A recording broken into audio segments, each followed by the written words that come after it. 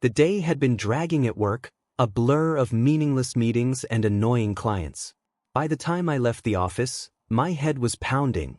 As I stepped into the house, all I could think about was collapsing onto the couch, cracking open a cold beer, and zoning out in front of the TV. But the moment I entered the front door, something hit me, a faint, sour smell that immediately wrinkled my nose. I paused, standing in the doorway, sniffing the air like an animal trying to locate the source. It wasn't strong, at least not yet, but it was there. I took a few steps inside, looking around the living room. It was spotless as usual. My wife Emily liked to keep the place clean, almost obsessively so. The cushions on the couch were fluffed, the coffee table was clear of clutter, and there wasn't a single speck of dust on the shelves. Everything was exactly where it was supposed to be, except for that smell. I glanced at the clock on the wall. Emily wouldn't be home for another hour. She was at the gym, like she was every Tuesday and Thursday evening. I dropped my keys on the kitchen counter and opened the fridge, grabbing a cold beer. The smell seemed to fade as I moved into the kitchen, and for a moment, I figured I'd been imagining it. Maybe something outside had caught a breeze, and the odor had drifted in through an open window. Or maybe it was something small, something I'd forgotten to throw out before leaving the house this morning. Shrugging it off, I twisted the cap off the beer and took a long sip, the cool liquid calming my nerves. But even as I leaned back against the counter, I couldn't fully relax. The smell lingered, faint but persistent, like a nagging thought that wouldn't leave the back of my mind. It wasn't the garbage. The trash bin under the sink was nearly empty, and I had already taken out the main bag yesterday. The recycling bin was clean too, nothing inside that could have rotted or started to stink. I gave the area a quick once-over, hoping that would settle my unease, but the smell didn't go away. It wasn't overpowering, not yet, but it was there, unmistakable and weird. What was it? Maybe something had spilled? I checked the floors, the counters, even the pantry, but everything was spotless. The smell didn't seem to be coming from the kitchen anyway. It was more like something hanging in the air, something that didn't belong. I wrinkled my nose again, half convinced I was imagining things. The house was quiet, almost too quiet, and for a moment, I felt an inexplicable sense of dread, like something was wrong, something I couldn't see. I tried to shake off the feeling, walking back into the living room and flopping down on the couch. I flipped on the TV, hoping to drown out my thoughts, but the smell seemed to follow me. It was subtle, but the longer I sat there, the stronger it got. A slight sourness mixed with something else, something almost chemical. I turned up the volume on the TV, trying to distract myself, but the smell gnawed at my focus, pulling me out of the show. After a few minutes, I couldn't take it anymore. I had to find out where it was coming from. I got up, pacing the living room, sniffing the air like some kind of bloodhound. My mind raced with possibilities. Was there a dead animal somewhere? A mouse caught in the walls? That could explain the sourness. Or maybe there was some kind of mold growing in a hidden corner. But there was no sign of anything unusual. The house was immaculate, just like it always was. Emily took care of it like it was her pride and joy, making sure everything was perfect down to the last detail. There was no way she would have let anything rot or go uncleaned. Yet here I was, pacing around, sniffing the air like a lunatic, trying to figure out what was wrong. I opened the windows, hoping a breeze would clear the air, but the smell stayed, stubborn and faint, like it was embedded in the fabric of the house. I even checked behind the couch, expecting to find some old, forgotten piece of food or maybe a spill that had gone unnoticed. But again, nothing. It was like the smell was haunting the house, lingering just out of reach, teasing my senses. After another round of fruitless searching, I flopped back onto the couch, frustrated. Maybe it was just my imagination. Maybe I was overthinking it, stressed from work and looking for something to fixate on. I picked up my beer again, trying to relax, but the nagging feeling wouldn't go away. The smell was real. I knew it was. But what the hell could it be? As I sat there, the minutes dragged on, and I found myself glancing at the door, waiting for Emily to come home. She'd know what to do. She always had a way of making sense of things, calming me down when I got worked up. Maybe she'd smell it too, or maybe she wouldn't. Maybe I was just being paranoid. I glanced at the clock again. She'd be home soon. I could wait. There was no point driving myself crazy over it. If the smell was still there by the time she got back, we'd figure it out together. I took another sip of beer, trying to focus on the TV. But the longer I sat there, the stronger the smell seemed to get.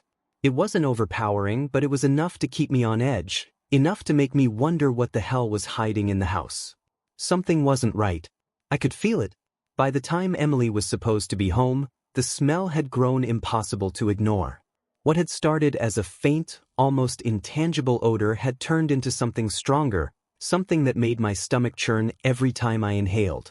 I had tried everything, opening all the windows, lighting a candle, even spraying some air freshener around the living room, but nothing worked. The smell was there, festering like something rotting in the walls. I stood in the middle of the room, breathing shallowly, trying to figure out what to do next. It was getting late, and Emily hadn't returned from the gym yet. She'd usually text if she was going to be late, but tonight, there was nothing. I was alone in the house, just me and that damn smell. I hated it. It was driving me crazy. There was something sickening about it, something wrong. It was time to stop pretending it would go away on its own. The smell wasn't going anywhere until I found the source.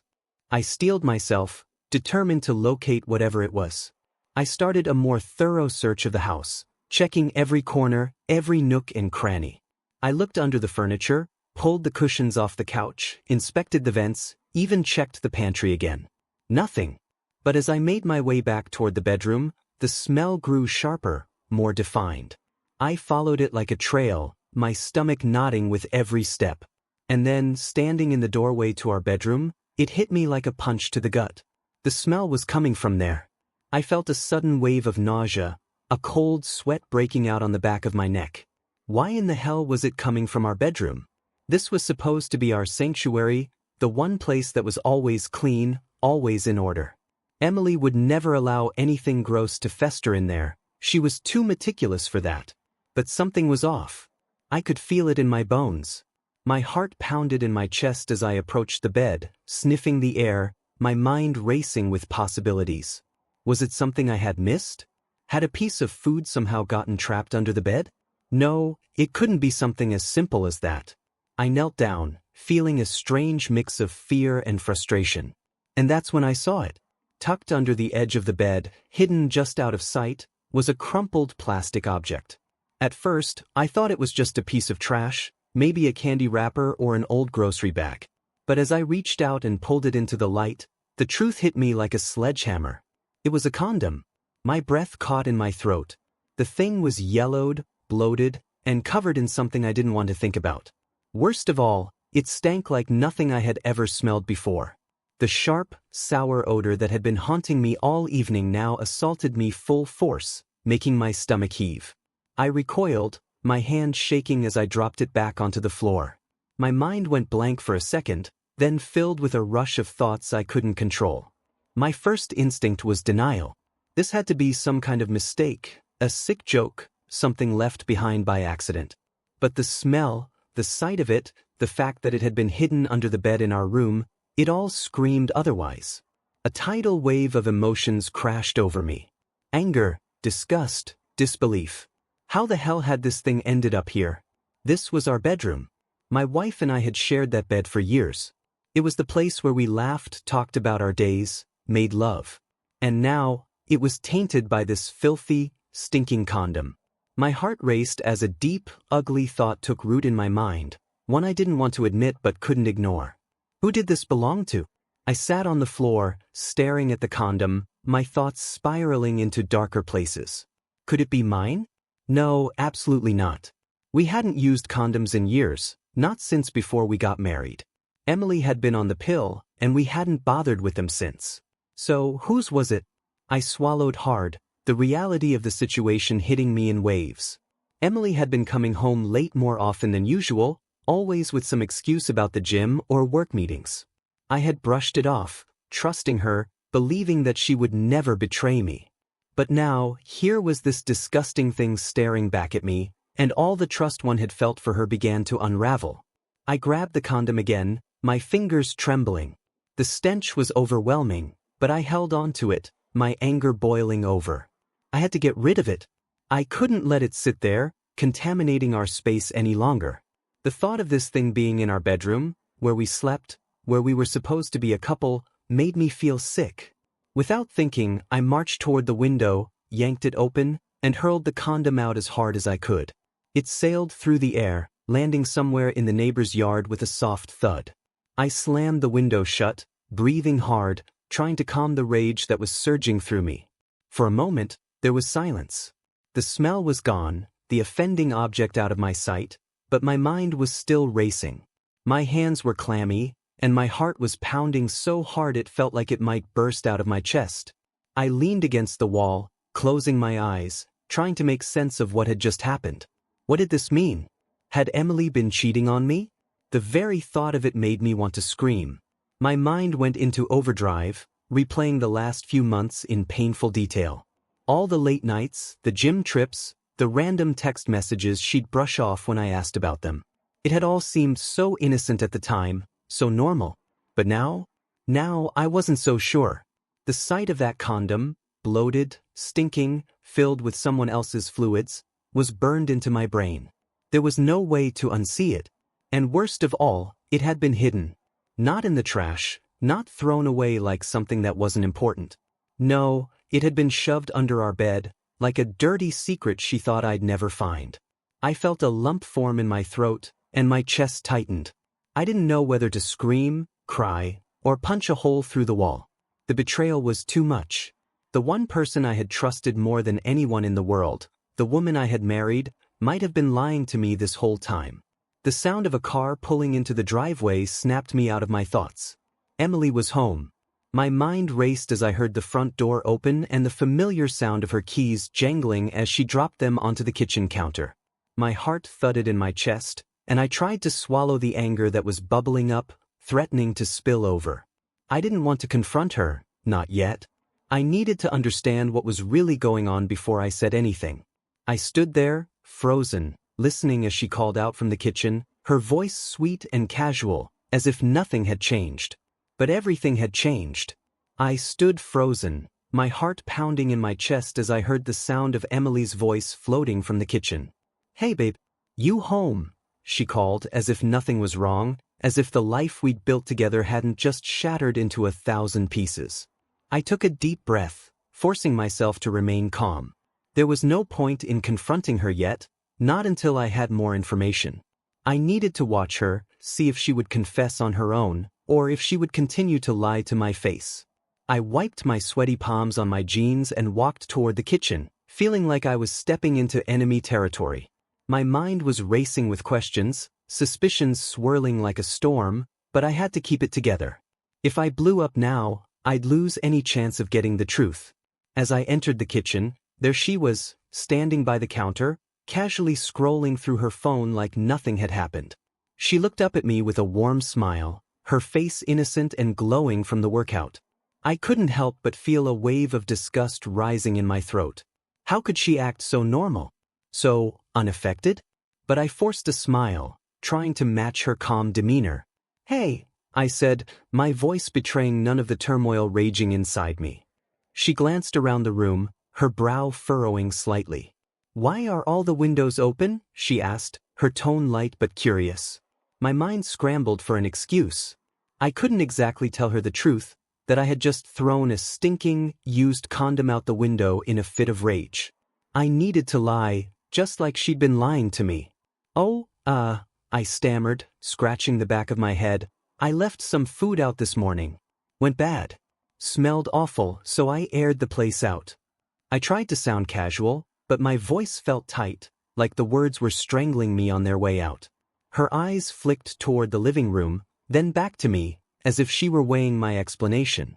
For a split second, I thought I saw a flicker of something, guilt, maybe, but it was gone as quickly as it appeared. She shrugged, seemingly satisfied with my answer, and went back to her phone. I stood there for a moment, watching her. I couldn't help but notice the little details I had always ignored before. The way she kept glancing at her phone, the way she seemed a bit too eager to stay busy, to avoid eye contact. My gut twisted. Was this how it had been all along? How long had she been keeping secrets from me? I wanted to ask her right then and there. I wanted to confront her, demand to know the truth. But I swallowed the urge. Not yet. I needed to give her the chance to confess, to prove that she wasn't the person I feared she had become. So I bit my tongue, pretending everything was fine, while my mind churned with suspicion. That night, we went to bed as usual, but I couldn't sleep. I lay awake, staring at the ceiling, listening to the soft rhythm of her breathing beside me. She seemed so peaceful, so content, as if nothing in the world was out of place. Meanwhile, I felt like my entire life had been turned upside down. What if I was wrong? What if this was all some big misunderstanding? The doubt gnawed at me, but the image of that condom, hidden under our bed, kept flashing through my mind. No, I couldn't let myself be fooled. Something was going on, and I was going to find out what. The next morning, a Sunday, started out like any other. Normally, Sundays were our lazy days. We'd sleep in until 11 a.m., then spend the rest of the day lounging around, maybe cooking brunch together, enjoying each other's company. But today was different. By 10 a.m., we were both awake, though neither of us seemed in a hurry to get out of bed. I stayed quiet, pretending to scroll through my phone, my mind racing with plans to figure out what Emily had been up to. Then, out of nowhere, the peaceful silence of the morning was shattered by a loud, aggressive knock on the door. "Open up, you son of a bitch," a voice yelled from outside. Both Emily and I froze, our eyes snapping toward each other in confusion. My heart leapt into my throat. What the hell was going on? "What?" Emily muttered, her face paling as she sat up, throwing the blanket off.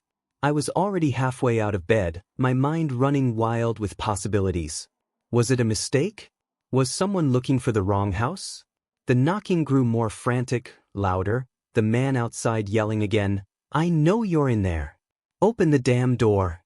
I could feel the tension in the air as I quickly pulled on a shirt and marched toward the front door, Emily trailing behind me. My pulse quickened, and my hands shook slightly as I grabbed the doorknob and yanked it open. Standing there on the porch, red-faced and furious, was our neighbor, Jeff. And in his hand, held up for us to see, was the same condom I had thrown out the window the night before. For a moment, the world seemed to stop. I stared at the condom in Jeff's hand, my mind racing to catch up. My stomach twisted into knots, bile rising in my throat. Emily was standing behind me, and I could feel her body tense as she caught sight of what he was holding. She blushed. Deeply. Her face turned bright red, the kind of red that only happens when someone is caught in a lie, when someone is guilty. "What the hell is this?" Jeff snarled, his face contorted in disgust. He shoved the condom forward, waving it in the air like it was a weapon. "You think this is funny, huh? Throwing your disgusting trash into my yard." I was speechless for a moment, trying to process everything that was happening. My mind was a mess of anger and confusion, the pieces of the puzzle falling into place in the worst possible way. I stammered, struggling to find the words. Emily was frozen beside me, her eyes wide, her face pale except for the deep flush of embarrassment spreading across her cheeks. She was trying to hide it, trying to act like this wasn't happening, but I saw it. I saw the fear in her eyes. Jeff didn't wait for an explanation. "I don't know what kind of sick game you're playing, but this is disgusting," he spat, waving the condom again. "You think you can just toss your trash wherever you want? My kids play out there, for God's sake." I felt my blood boil. The rage I had been holding back for so long finally snapped. Without thinking, I stepped forward, my voice rising to match his. "I didn't throw anything into your yard, Jeff. You think I'd throw I pointed at the condom in his hand, "that, of all things, into your yard?" Before Jeff could respond, Emily finally spoke, her voice trembling. It must have been an accident," she said, her words shaky, almost as if she didn't believe them herself. Maybe the wind carried it?" I turned to her, my eyes narrowing. "Really, Emily? The wind?" She flinched, her eyes darting away from mine. The truth was written all over her face. She was lying, and she was terrible at it. Jeff, not satisfied with her excuse, thrust the condom toward me again. "I found this disgusting thing in my yard this morning. You want to tell me how the hell it got there?" I couldn't take it anymore. The anger, the frustration, the betrayal, It all came boiling to the surface in one explosive outburst. I whipped around to face Emily, my voice shaking with fury. Where did it come from, Emily? Where did it come from? She opened her mouth to respond, but no words came out. Her face was pale, her eyes wide with panic. She took a step back, shaking her head as if that could make all of this go away. Don't lie to me, I shouted, taking a step toward her. Don't you dare lie to me. Who the hell was in our house? Whose condom is that? Emily stammered, her lips trembling. I don't know what you're talking about. I would never. But her voice was weak, and I could see the truth in her eyes. She was hiding something, and she was terrified that I had finally found out. I pressed her harder, my voice rising with every word. Who was it, Emily? Who the hell have you been sneaking around with? But instead of answering, instead of giving me the truth I so desperately needed, she did something I hadn't expected. She ran. I stood there, still in shock, as Emily's footsteps faded in the distance. She had run, literally run away from the confrontation like a guilty criminal fleeing the scene of a crime. My chest heaved with every shallow breath, the weight of what had just happened sinking into me like a lead ball in my stomach. Jeff, my neighbor, was still standing in the doorway, glaring at me with disgust. He waved the condom one last time before hurling his final words at me. "Fuck you," he spat, his face twisted in anger and revulsion. He threw the condom into the yard like it was a piece of garbage that had defiled his home, then stormed off, slamming his gate behind him. I stood there, frozen, unable to move or speak. I was alone now, with nothing but the silence of the house to accompany the echo of Jeff's departing footsteps. My heart was pounding in my chest, my mind swirling with questions and emotions that I couldn't begin to process. Emily was gone, but where? What?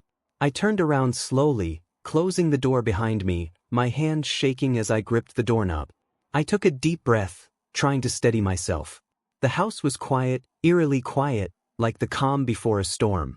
My mind raced back to the events of the last 24 hours. The smell, the condom, Emily's strange behavior.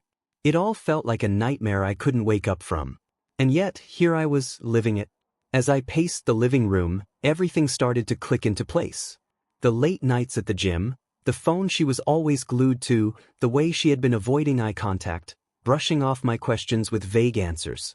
I had ignored all the signs, convincing myself that nothing was wrong. But now, everything was laid bare. The truth was undeniable.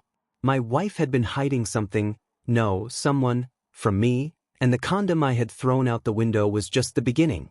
I ran my hands through my hair, pacing back and forth, my thoughts racing. She had left in such a hurry that she didn't even take her keys.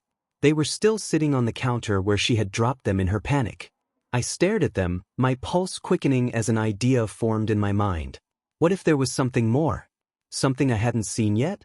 I needed answers, and if Emily wasn't going to give them to me, I'd have to find them myself. I grabbed her keys and marched outside to the driveway, the sun shining brightly despite the storm brewing inside me. Her car was parked where it always was, a shiny black sedan that I had helped her pick out 2 years ago. I unlocked the door and climbed inside, my heart thudding in my chest as I searched the glove compartment, the console, under the seats, anywhere she might have hidden something incriminating.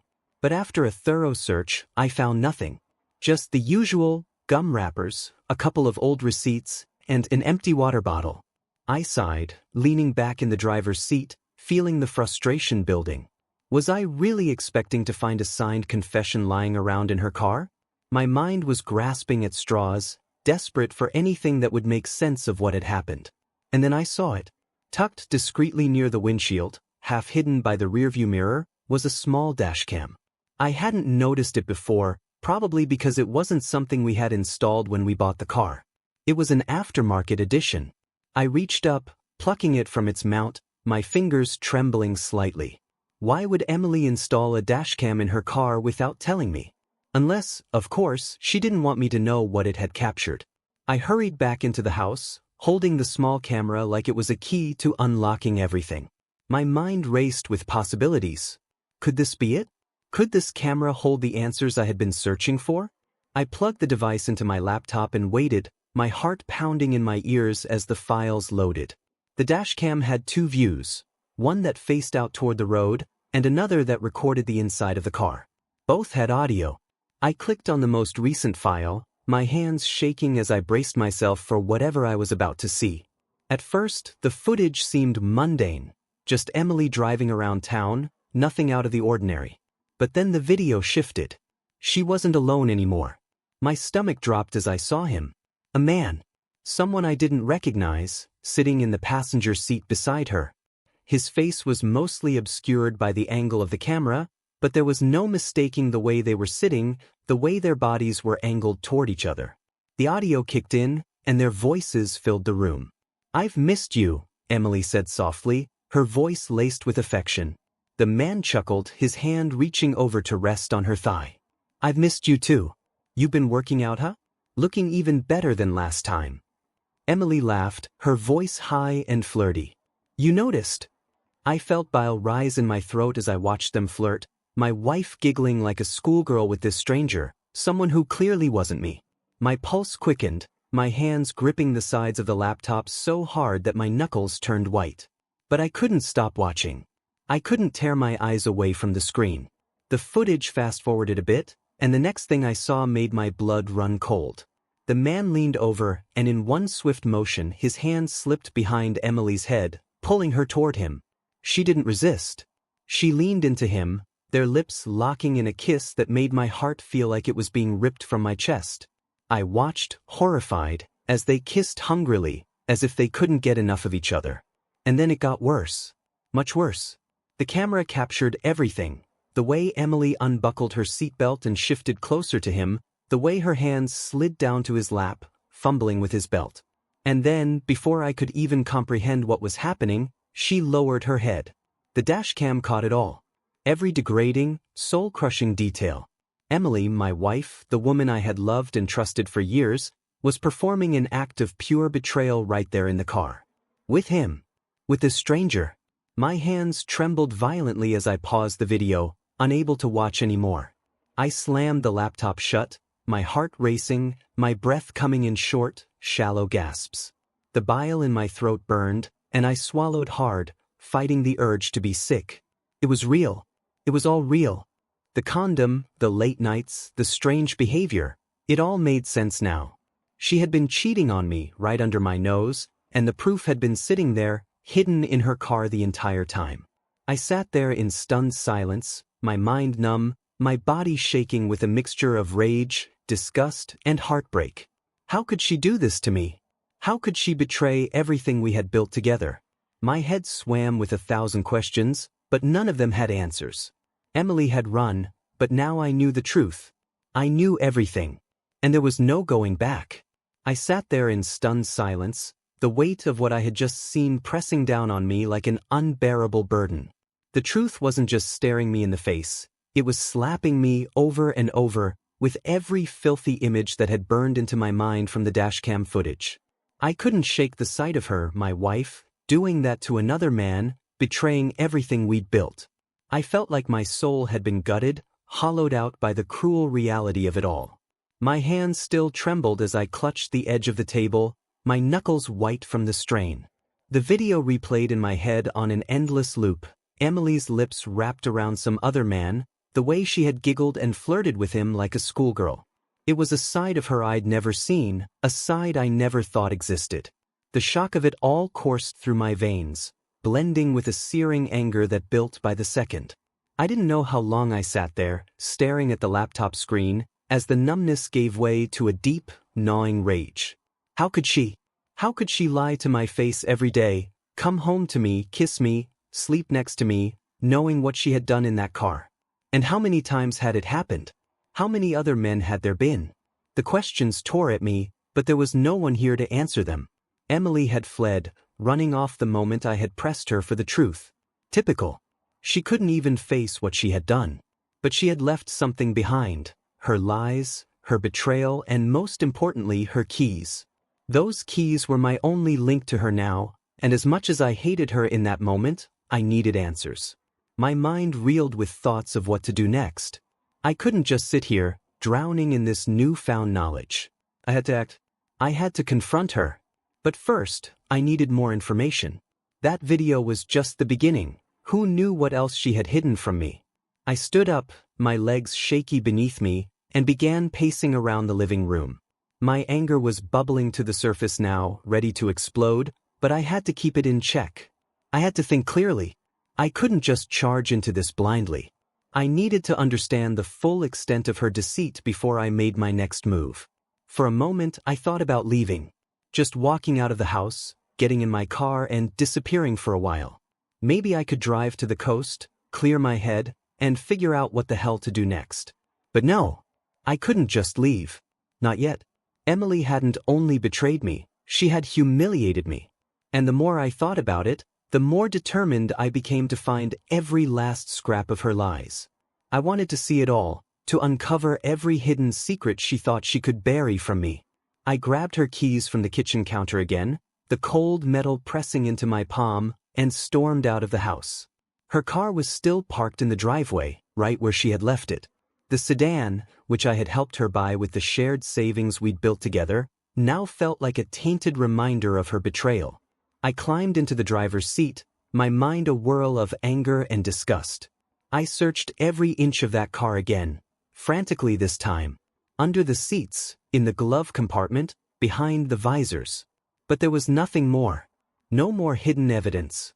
No more damning clues. Just the dashcam I had already found. But then, as I sat in the car, my breath coming in shallow gasps, something clicked in my mind. That dashcam. If she had hidden it here, what else had she captured?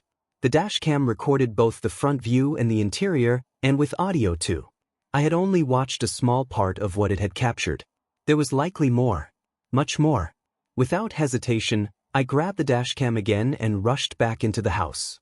I plugged it into my laptop, and this time, I searched through every file, every video. My hands trembled with rage, anticipation, and fear. I clicked through each file, scrubbing through hours of mundane footage of Emily driving to work, heading to the gym, running errands. Nothing suspicious. But then I found it. Another video. I clicked play, and my world crumbled even further. The same man from the previous video was back, sitting in the passenger seat once again. This time, they weren't just flirting. They were laughing together, talking about plans, talking about me. My breath caught in my throat as I heard them discussing how careful they needed to be, how Emily needed to be home earlier so I wouldn't get suspicious. The rage that surged through me was blinding. I gritted my teeth so hard I thought they might crack. And then it happened again. The man leaned over and they kissed. I watched, unable to look away, as she leaned into him, her hands exploring his body, the sounds of their intimacy filling my ears. My stomach churned, and I felt like I might throw up. But it wasn't over. They didn't stop at a kiss. The camera's angle caught everything. The moment she reached over and unzipped his pants, the way her body shifted as she moved closer, and the sickening moment when she lowered her head into his lap. I slammed the laptop shut again, unable to watch any more of the degrading scene. My heart raced, my body trembling with a mixture of fury, disgust, and heartbreak. Every breath felt like it was being ripped from my chest. This wasn't just some mistake. This wasn't just a one-time thing. This was calculated, planned. She had been seeing him for God knows how long, sneaking around behind my back, lying to me, laughing at me. And she had recorded the evidence of her own betrayal without even realizing it. I stood up from the table, my hands shaking with fury, my mind clouded with a burning need for justice. I couldn't think straight, but one thing was clear: Emily had run, but she couldn't hide forever. She had left the proof behind, and now I had it. There was no escaping this. No more excuses. No more lies. I paced around the room again, my eyes darting toward the door. She was out there somewhere, hiding like the coward she was. Maybe she thought she could get away with this, that she could disappear and never face the consequences. But she was wrong. I was going to find her. And when I did, she was going to answer for every lie, every betrayal, every moment of pain she had caused. The dashcam had shown me everything I needed to know. Now, it was time for Emily to face the truth. The house felt suffocating now. Every corner, every inch seemed tainted by the betrayal I had uncovered. I couldn't escape the images burned into my mind, Emily with him, in our car, sharing secrets, sharing laughs, sharing her body. And worst of all, she had documented it all. She hadn't just cheated on me, she had memorialized it, left the proof behind for me to find. I couldn't sit still any longer. The rage that had been building inside me, simmering for hours, was now a storm ready to erupt. I grabbed my jacket, threw it on, and headed for the door. I didn't know where Emily had run off to, but I was going to find her. And when I did, she was going to answer for everything. But just as I reached for the door handle, I stopped. What was I planning to do? Confront her? Yell at her? What good would it do? The damage was done. The lies had already torn us apart. I had seen the truth with my own eyes, and there was no undoing what had happened. She had run away because she was too much of a coward to face the consequences, but the confrontation I had in mind, would it really solve anything? I stood there for a moment, my hand frozen on the doorknob, my mind racing. I needed to think clearly. I needed a plan. Just then, my phone buzzed in my pocket. I pulled it out, half expecting it to be Emily with some desperate apology or excuse, but it wasn't her. It was a message from my friend Mike, one of the few people I trusted. "You okay, man? Haven't heard from you in a while." I stared at the screen, my mind swirling. He had always been there for me. A solid guy, someone I could count on. But now, even the idea of trust felt foreign, distant. What if Emily had turned to him too? What if he knew? I shook the thought away. That was the paranoia talking. Mike wouldn't betray me like that. He wasn't the type. I needed to focus. I quickly typed out a reply. "No, not really. Can I come over?" Within seconds, the reply came back. "Of course. Anytime." I grabbed my keys and left the house, leaving behind the remnants of the life Emily and I had built. The air outside felt cold and biting against my skin, a welcome contrast to the storm of emotions inside me. I climbed into my car and drove to Mike's place, trying to calm myself down, trying to breathe, trying to think. When I arrived, Mike opened the door before I even had a chance to knock. He greeted me with a concerned look, a beer already in his hand, ready for me. I had told him nothing about what had happened, but somehow he knew I needed support. "Come in, man," Mike said, ushering me inside. The warmth of his apartment was almost jarring compared to the coldness of my thoughts. We sat down in the living room, and for a moment, neither of us spoke. I took a swig of the beer he had handed me, feeling the liquid burn its way down my throat. "You want to tell me what's going on?" he finally asked, his voice careful, steady.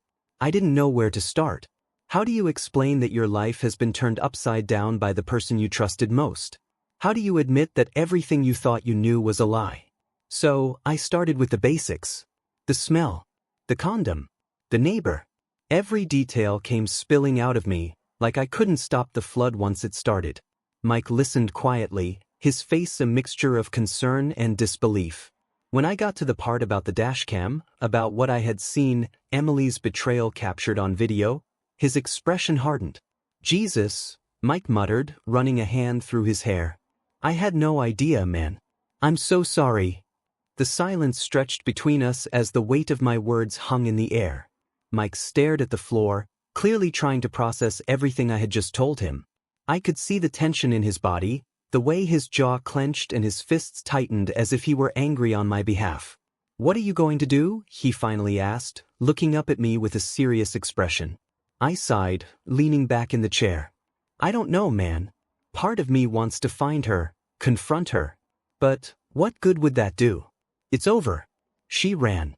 She didn't even have the guts to face me." Mike nodded slowly, thinking. "You could still confront her, but for what? It's not going to change what she did. You've already got the proof." "Yeah," I muttered, my voice hollow. "Proof of how little I meant to her." "Hey," Mike said sharply, leaning forward. "Don't go down that road. This isn't about you. This is about her being a lying piece of—" He stopped himself, shaking his head. "You didn't do anything wrong. You can't blame yourself for this." I nodded, though his words felt distant. I knew he was right, logically, but the emotions still clawed at me, refusing to let go. The pain, the betrayal, it all ran too deep. Emily had been my world, my everything. And now she was just a stranger. Someone I didn't know. For a while, we sat in silence.